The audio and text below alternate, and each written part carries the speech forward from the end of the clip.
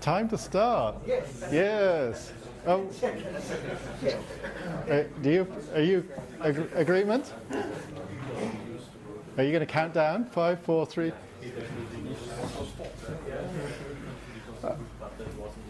Okay, please close the door. So, welcome to the Valgrind room. It seems to be full. So I thought it would be interesting to do a kind of retrospective talk about Memcheck. It's been around quite a long time now, and it's been something I've wanted to do for a couple of years, so now is an opportunity. There's a couple of things I'd like to say before I start. Firstly, this is a kind of personal view, my view of how things went and how things might go in the future. So I don't claim to represent anybody. I don't claim to be sort of neutral or fair or unbiased. It's just my views about it. The second thing I'd like to say is that Valgrind and Memcheck is the work of a whole bunch of people, sort of hard-working, talented people, and I want to acknowledge everybody that's contributed to the thing at this point, because I kind of speak of some history, but it's been influenced by a lot of people. So this is a rough overview of the talk. I just want to show you approximately what it does, so everybody has some idea where we're going. I'll talk quite a bit about some history, and then talk a little bit about what the design is. Then talk about some problems with the current design. And then I want to look forwards a little bit and talk a bit about the relevance of what we have now and some opportunities. And it's hot in here. I think putting the windows on tilt would be good. Maybe. No, tilt. Up. Jump more. Okay. Yeah.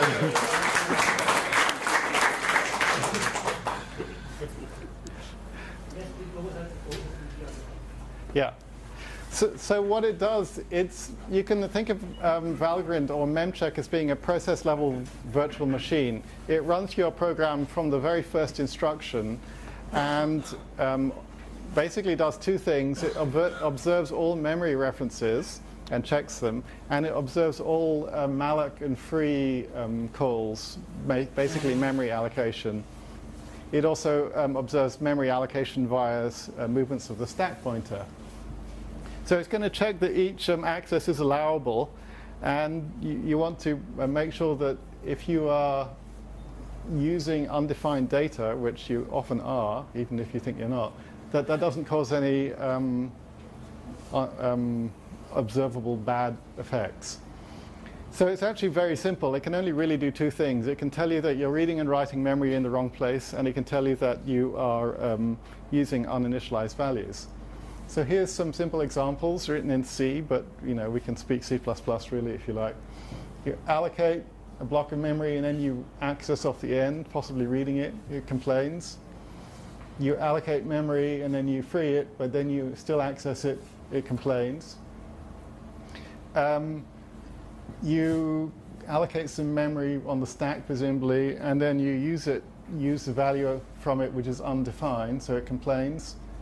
And then, as a kind of a useful side effect of observing malloc and free, you allocate some memory and then you just throw away the pointer, and it also complains. So that's pretty much all it does. And there's a lot of complexity for that. So I think if you've used the tool, or the tool suite, then you kind of understand that already. So I want to talk quite a bit about some history of the thing. And in particular, where did this come from? So, like many open source projects, this was a sort of started as a scratch and itch thing. In the mid-90s, a long time ago now, I was doing a bunch of data compression hacking, and I didn't like the fact that I didn't have a way to check, my code for the problems that we just saw. Particularly because you want your data compression programs to work reliably.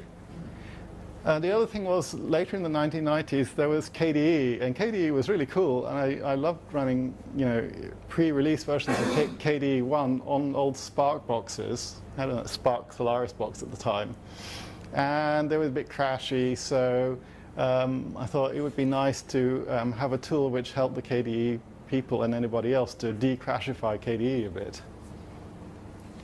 So I was working as a compiler writer at the time, and I started writing machine code interpreters, which seems a rather strange thing to do nowadays. But I found that a machine code interpreter, an x86 interpreter, is kind of slow and inflexible. And if you want to make it flexible, it's even slower. So I thought, let's do a just-in-time compiler, because that's the cool new thing back in 2003, 2004. At least it was a cool new thing to me. So I kind of borrowed some ideas about doing just-in-time compilers. And from Glasgow Haskell, which I was working on at the time, I borrowed the idea of having a simple intermediate representation from which you translate a very complex source language.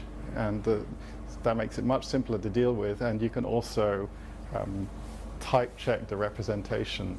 So it's easier to make stuff reliable. Another really source of inspiration was a book by Chris Fraser and Dave Hansen, I think, called Retargetable C Compiler, which is almost forgotten now, but it was a really amazing book, and if you have an opportunity to get it, you should, if you're interested. But one of the things they argue is that complex code generators are mostly not worth the hassle. You get 80% of the performance from 20% of the complexity.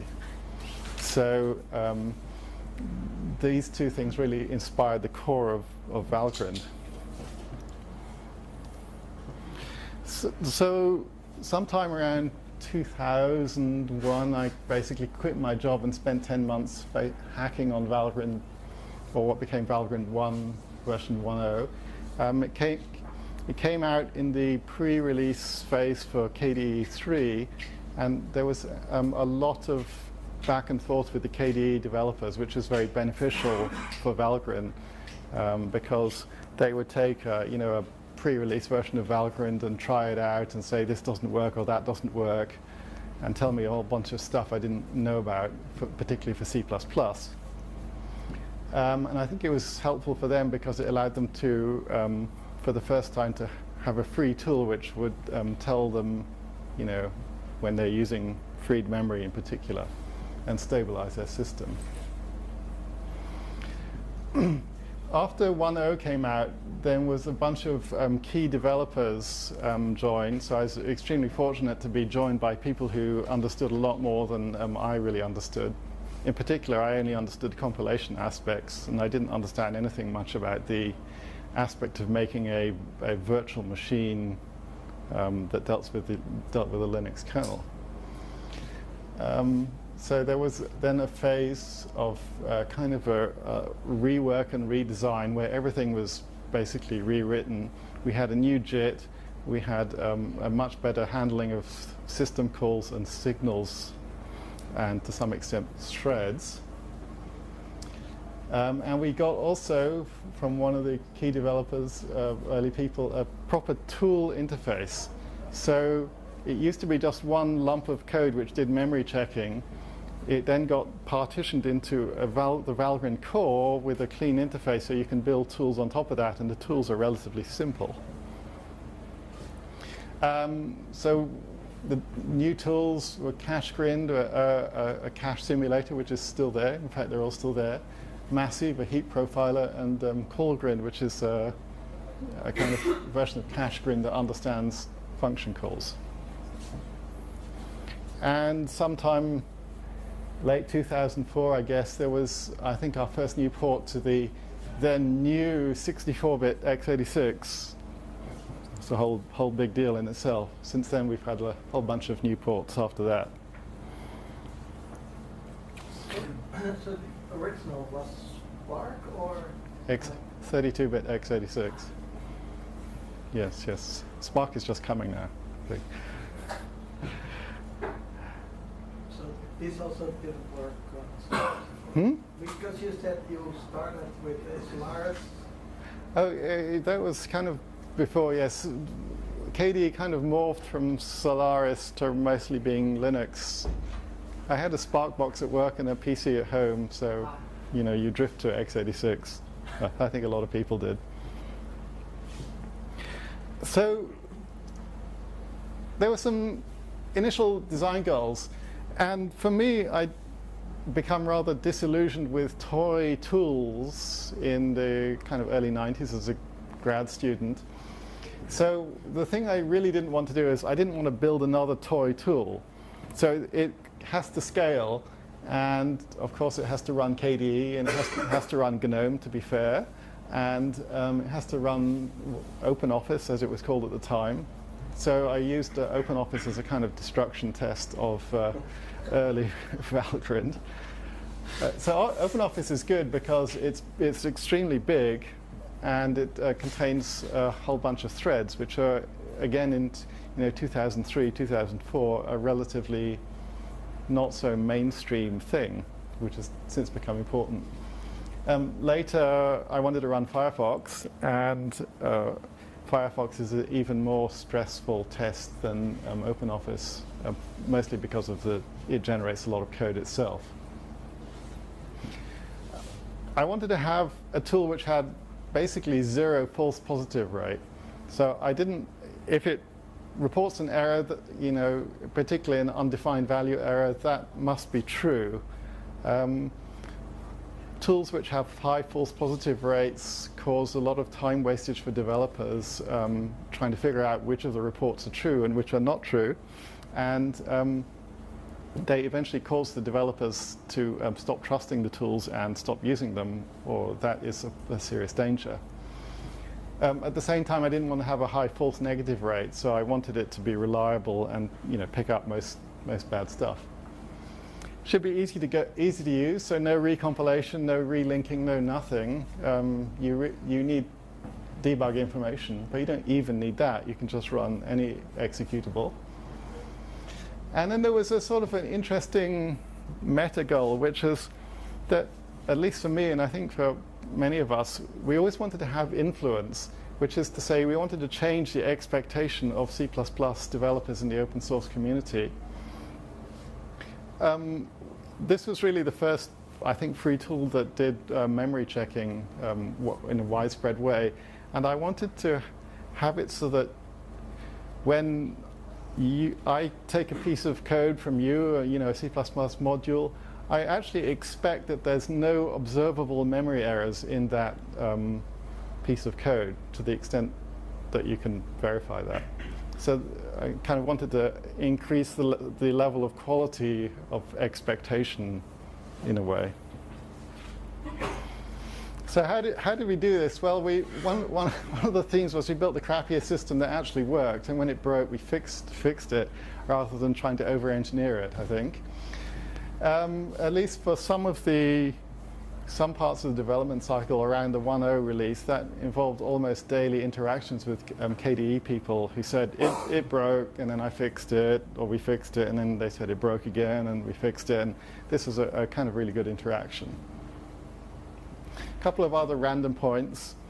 I always wanted to have assertions on all the time, and I think that's been a beneficial thing. So you can't actually build Valgrind with assertions off. It has a lot of assertions, and we budgeted, I don't know, I kind of mentally budgeted something like 5% performance loss to have those assertions on all the time. I think that's actually been a good thing. It's actually quite hard to make Valgrind crash or segfault, but you can make it fail with assertions quite easily. I'm not sure that's completely true, but that's the impression. We had a lot of good advice about how to do some stuff. We also had some not so good advice. One of the things that did, which was very stupid because of my naivety, was I didn't know what to do about threads. And threads, we couldn't really avoid them. So somebody told me, somebody who shall remain nameless and is not here, told me, write your own libpthread.so and insert that into the process instead of the standard glibc one. And then you can under the hood direct threads in your system. And version 1 of Valgrind actually did that. It was completely insane, and it's actually not possible really, because libpthread is so kind of connected to glibc that you can't really replace it. Now we have a slightly less stupid hack. I'll get to that later. Well, at least threads work, sort of. So along the way for Memcheck, we did some, we experimented with some basic design decisions. One of the basic design decisions is we are tracking undefinedness. Should we use, for each byte, should we track it, represent its undefinedness with 1 bit or 8 bits? So tracking it with just 1 bit per byte is kind of attractive because it means there's much less data to store. But what it means is that you cannot ever accurately deal with code which does bit fields. So if you have a byte where some bits are initialized and some or defined and some are not, then you have to say, well, we're going to represent it as totally defined or totally undefined. And there's a lot of code that deals with a lot of bit fields. I tried this, and what you get is thousands and thousands of false errors, either false errors, or if you put it the other way, you miss lots of errors. So it's like, okay, we're going to do 1 bit per bit shadowing, even if that's expensive, because we need that to get a really accurate system. Another question is, how shall we arrange the shadow memory, the tables which tell us which parts of memory are initialized and are not? So for every byte of memory, you need to know 2 things. You need to know, can I actually access here? So that's 1 bit. And what if I can access here, what are the definedness of these 8 bits? So in a naive implementation, you wind up having to have 9 bits per byte of shadowing, which is actually quite awkward. But initial versions of Memcheck, I think up to version 3.2, actually did this. Then Nick Nethercote came along and said, this is really stupid, and most bytes are either completely defined or completely undefined. This metadata is extremely boring and repetitive. And it would be better to have 2 bits per byte, which I'll show you a little bit later, I think, or is that the other talk? Basically 2 bits per byte, which is, it's accessible, not accessible, it's completely defined, completely undefined, or it's partially defined. And then if it's partially defined, that's what the epsilon is, then we look in another table to find out the exact definedness of it. But most bytes are are either totally defined or totally undefined. So now we use this scheme. It also is much less data, and it means less pressure on caches. When to report undefinedness? This is another core decision. So one possibility, and the obvious thing to do, is you check every time you read memory, and if you pull an uninitialized value out, you say, oh, error. The problem with that is that you get thousands of false errors again, because, for example, GCC will copy a whole struct with holes with a word load and copy it to somewhere else, and just copy that uninitialized data around, and that's harmless. So that's no good. You need to do better than that.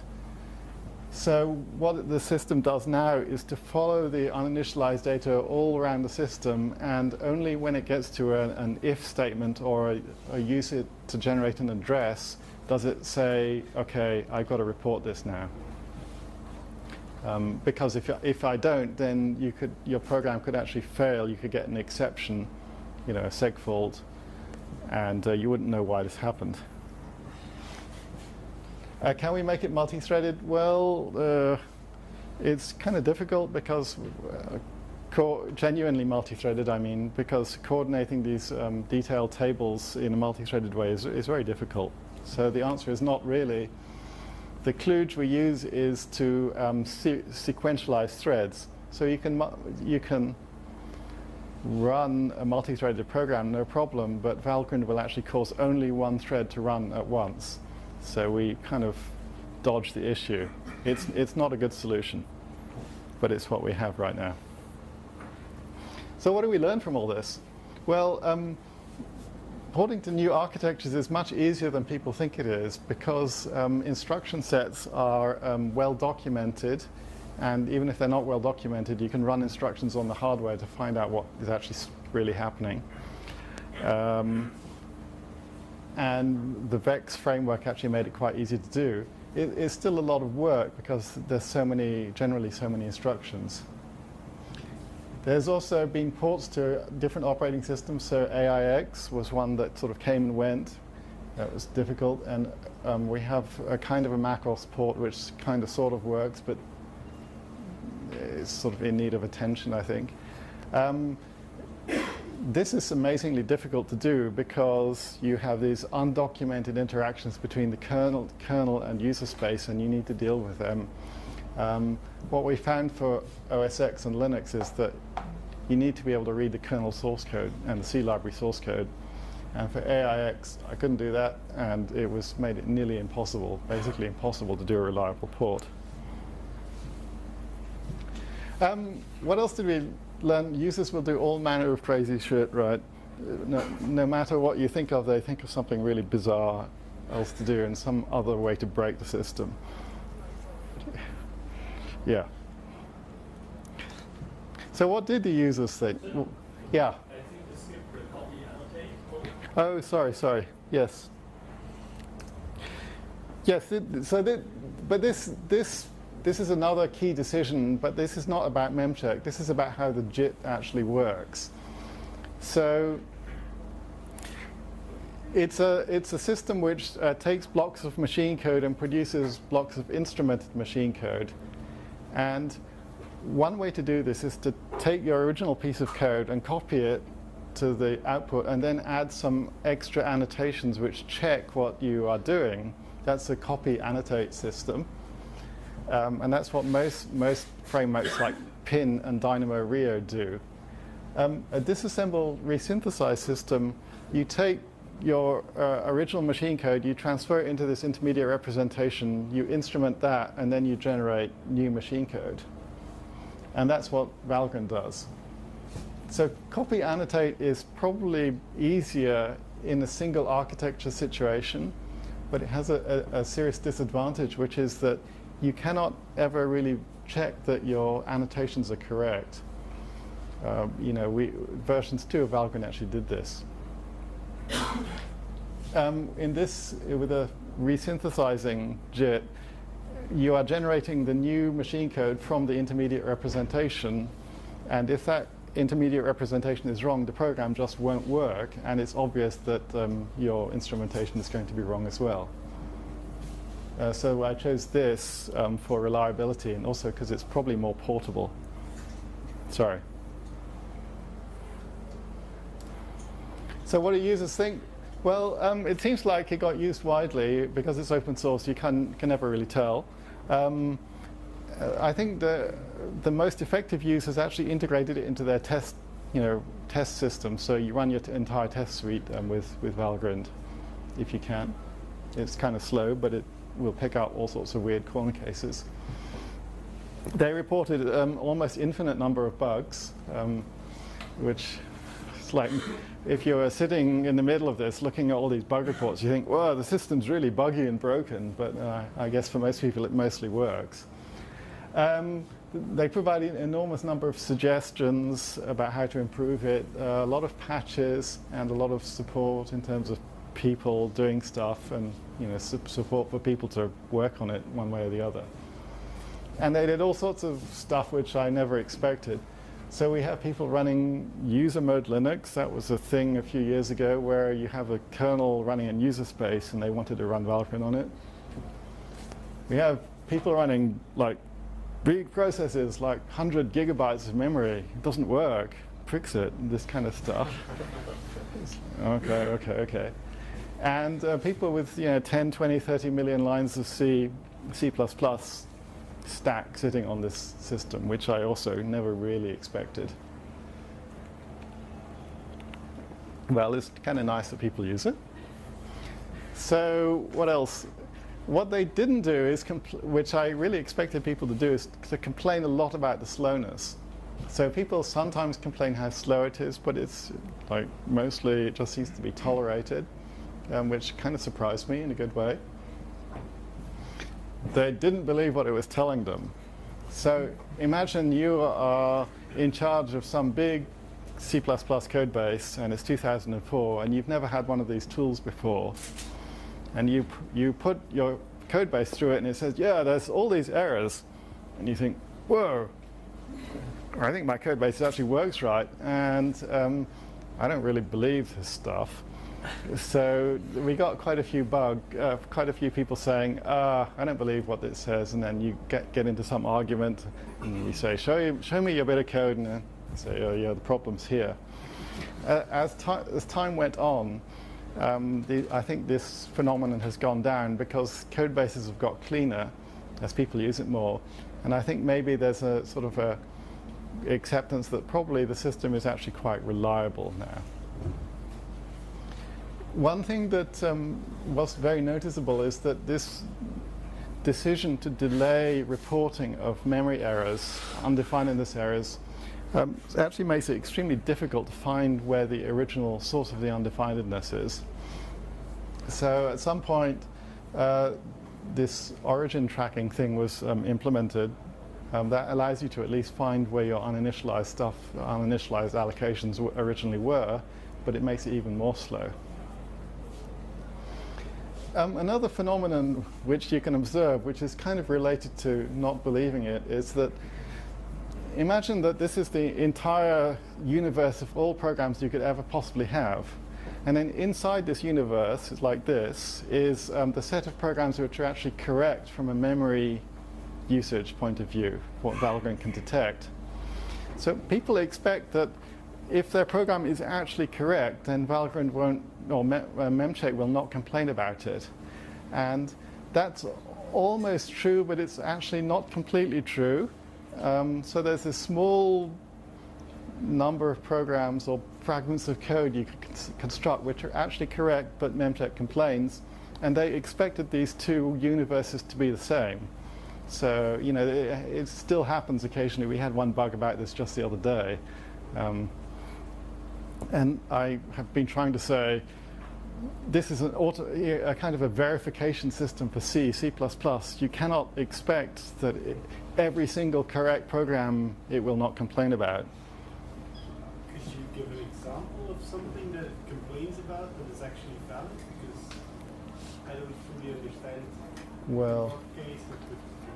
So just the other day we had an example where a person was using the byte just below the stack pointer for some locking purpose. And there was a long discussion in the bug tracker about, is this actually dangerous or not? And it's probably not dangerous, but Memcheck says you cannot access below the stack pointer because that's probably what the ABIs say. Another example is gzip or zlib. That has some weird algorithm when it's compressing, which is actually correct, but it uses comparisons on partially undefined words, and Memcheck complains about that. So that's kind of a bummer. Maybe I should rewrite it, or they should rewrite it. Yeah, but there are also simple things like you ask the kernel to read something in a buffer, and you give it oh yeah, a buffer that isn't completely addressable. And Memcheck will say, the kernel could read beyond, and then people say, yeah, but I know if I read this, there won't ever be more than 4 bytes. Yes. Yeah, that don't give it a buffer. Yes. Yes. So I kind of want to say. But that I would say that's actually a bug that the user should address.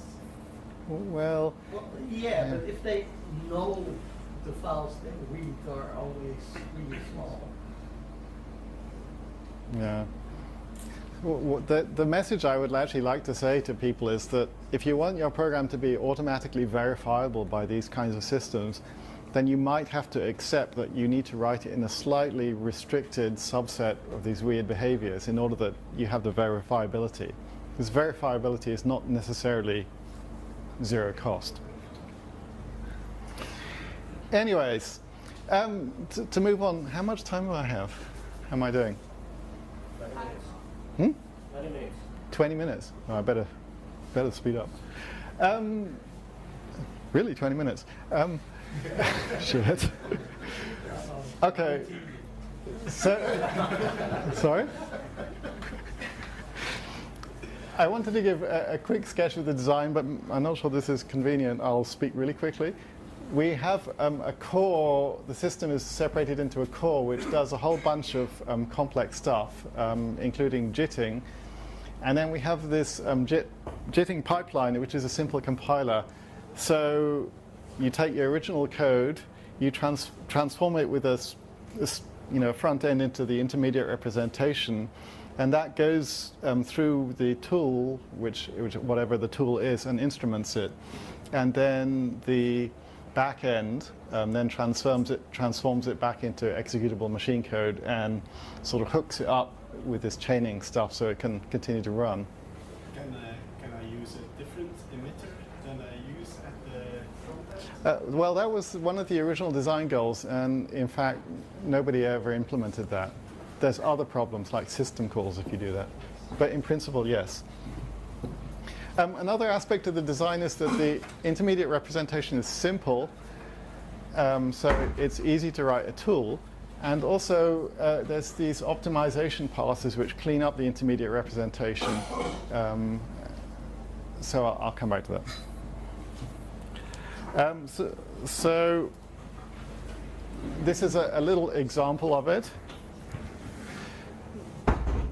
If we have a x86 subtract instruction, then you have some bits of code in the intermediate representation which pull the values out of the simulated registers, add them together, and then put the value back in the simulated register. Or if you have a conditional branch, then we say in the intermediate representation, we're going to make a side exit based on the, some comparison result. And that's where we're going.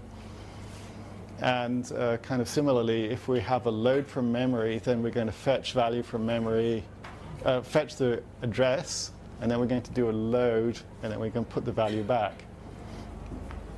So over here, we have some instrumentation which Memcheck generates. So for this add, for every register, we also have a shadow register which tells you the definedness of it.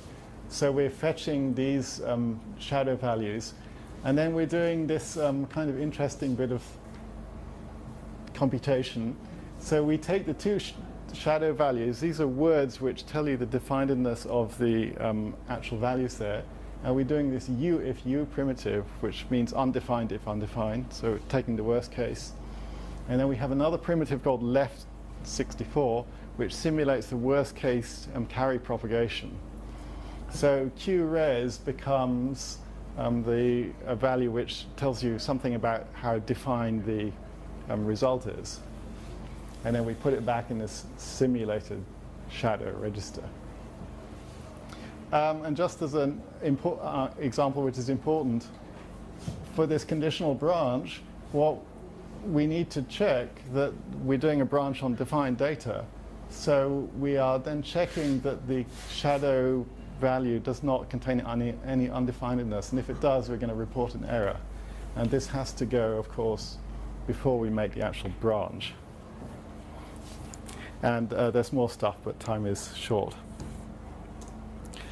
So the other bit of the picture is that we have to track the status of memory. So we have, at least in the 32-bit case, this big basically a two-level array. You take the top 16 bits of the address and index into this table of pointers. And then you use the bottom 16 bits of the address to index into these secondary tables, which tell you the definedness for, well, basically they contain 64K worth of definedness information. There is there's a whole bunch of trickery which makes reads faster at the expense of making writes a bit slower, but it's a good trade-off. 64-bit is a terrible kludge because we really want to retain this two-level structure, but at least it's fast. It's a terrible kludge. I'm not proud. So what are the challenges that have emerged? Well, there's a bunch of problems, but one of the most serious problems are caused by compiler optimizations, and in particular the fact that GCC and Clang have taken to compiling conditional expressions like this in the wrong order. It's actually safe, but this is, you kind of have to really think about this, but it's actually correct transformation. It means that this code will actually do branches on undefined data, and Memcheck complains about that. What are A and B in these? Just arbitrary expressions. They are arbitrary expressions, yes. It is actually correct if you think about it long enough. I can tell you later. There's a couple of things that are quite concern-causing, one of which is the load linked and store conditional problem. So on every architecture except x86, we have a more modern way to do atomic memory accesses, which is important between threads. And one of the results of instrumenting it the way it's done is that you can drive the instrumented program into an infinite loop because the atomic the instrumentation that you put into this atomic looping pair causes the transaction to always fail. That's a serious problem, and we do not have a very good solution at the moment. We have some hacky solutions. As time is running short, I think I'm going to skip some of this. Gah. Okay. I should say I expected a couple of problems early in the project. So I expected compilers vectorizing code, vectorizing integer code to actually be a source of inaccuracy. But it turns out that compilers don't vectorize integer code very much. They mostly vectorize floating point loops. So that's not a problem. I was also concerned that this kernel interface, the Linux kernel interface, which is a big complex thing which we describe very carefully in the code, would change rapidly and cause a big maintenance burden, but in fact that's never been a really big problem. So to look forwards, I want to talk a bit about relevance, right? Because back in the early 2000s, this was really the only tool going which did this kind of memory checking. But now we have a whole bunch of what you could call sanitizers. So in particular, we have the LLVM-based, or now partially GCC-based, compile-in sanitizers, and they're a really good thing. They do a good job, and they're much, much faster. But they're also more limited because you have to compile stuff, and they can't deal with JIT-generated code. What all of these tools, the effect of all of these tools, if you take them together, is that they find lots and lots of cases in C++ in particular where the behavior is undefined. So we have, undefined value uses. For example, ubsan will find shifts that have undefined behavior in C++. There's a lot of that. So the effect of this is to really take a problem about finding undefined behavior in C++ and turn it into a code coverage problem. If you're really good at testing more stuff in your code, if you have more test cases, then you can find more bad stuff, more things that are going to cause problems later. But this is actually a huge amount of hassle, and it's incomplete, never complete, right? So no matter how much testing you do, you can never be sure that you're going to pick up everything. So what can we do instead? Well, we could do static analysis of C++, maybe. In the open source world, I don't think we have really any really good static analysis systems which are comparable with the commercial the state-of-the-art of the commercial world. I'm not really sure about that. But basically, C++, well, it's always going to be a safety problem because of the fundamental fact that you have no control over pointers. And look where we are now. So people spend enormous amounts of money and effort doing dynamic testing of big complex systems like web browsers or the stacks you have on Android or something like this. And we're still up to our ears, as a community in security problems, especially nowadays, it seems. So maybe it's time to think of moving away from C++. I think there's a feeling that, especially with somewhat younger programmers, that the compromise that we've had to make with C++ from performance versus safety is increasingly a bad compromise, and we want to do something else. So I'd like to say, well, there are other programming languages, Rust, kind of from the Mozilla world, so I'll say Rust is a great language. That's how you started. Haskell, yeah, it doesn't have this one, right? So in my completely partisan view, Rust actually delivers what Haskell promised, minus the insanely inefficient execution model. So Rust is a language where you have a new idea, which is to for the compiler to check mutability and to check your story about storage management, and if it can't come up with a valid story, then it rejects your program, which is actually a really great property. So I encourage you to look at Rust if you haven't done so. It's very cool. I think it's an idea whose time has come. But anyway, sorry. And you can still use Valgrind for the unsafe segments. If you have an unsafe block in Rust, you can still use Valgrind. Exactly. They do that. You still have a job? Well, I think I probably have a job, yes. But I think Rust is great. And to be serious, somewhat more serious, we have an enormous whole planet of C++, and that's not going to go away anytime soon. So there is scope for both of these things. So I'm nearly finished, but I wanted to say that despite the appearance of these other checkers, Memcheck still has a kind of a unique niche. So it does high precision definedness checking, which I don't think any of the others really do. It can deal with JITted code, and it's really easy to use.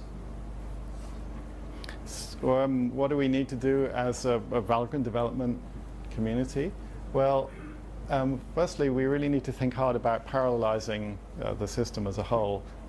We've got away with this sequentialization for a long time, and it's been a good trick, but with multi-core systems everywhere, that isn't going to fly much longer. I can't actually think of a way to do this without some loss of sequential performance. I've done some initial studies about parallelizing Memcheck, and Philippe has actually done a whole bunch of initial hacking about parallelizing the framework as a whole. So that's a possible interesting avenue to explore. If you come back today, 3:30, I'll talk more about rearranging the JIT to have basically to have higher performance headroom. So we've, I think, cranked almost all of the performance we can out of the existing JIT, and it's time to think about a new framework. So that would help. We also need to do something about the increasing number of false positives that we're getting. So having a JIT which can analyze larger pieces of code might help that. Having people look at the definedness instrumentation would also probably help that. So that is all I wanted to really say. I would like to say thank you to everybody who actually made it work so well, the developers and the users and people who did auxiliary things like built the website and built GUIs and integrated it into their systems. We need your support for the next 12 years. I will be talking about VEX at 3:30, so please come. It will be cool. it'll be more technical. And are there any questions? Any more questions? Yeah.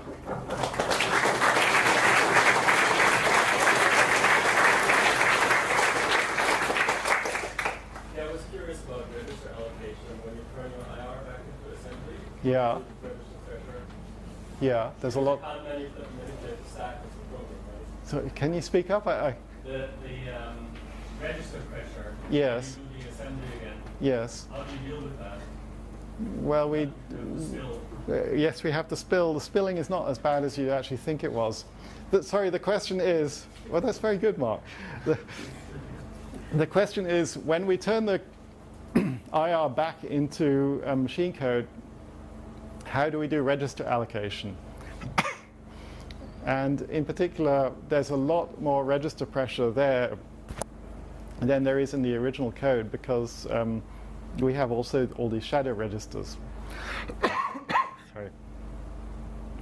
I'll talk about that more later, but we basically do a linear scan register allocation, and less spilling than you would think. Yeah. What kind of test suites does Valgrind have? Well, the question is, what kind of test suites does it have? Sorry. It has multiple different kinds.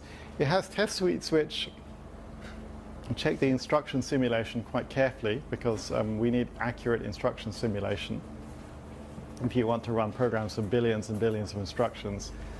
It also has tool-specific test suites which check that the tools detect the kind of errors they're supposed to do. They're basically a large number of small C programs which you run and get an expected result for. The system would be impossible to maintain without the test suites. And at which point did you add these test suites? Because I guess you started without it. No, you can't build a JIT without without the test suites, right? Even to get to main in Linux, it involves simulating probably hundreds of thousands of instructions. You need something that can test that. What is the official pronunciation of Valgrind? Is it Valgrind or Valgrind? I don't know. It's some Nordic word, right? You should ask a Norwegian person, or Swedish, or Finnish. Sorry, is Finnish Nordic? Or Danish? So what does it mean? Oh, it's the magic gates to Valhalla, which only the pure shall pass through, or something like that.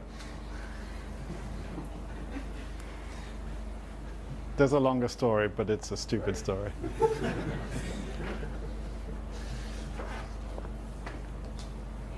Okay, well, thank you.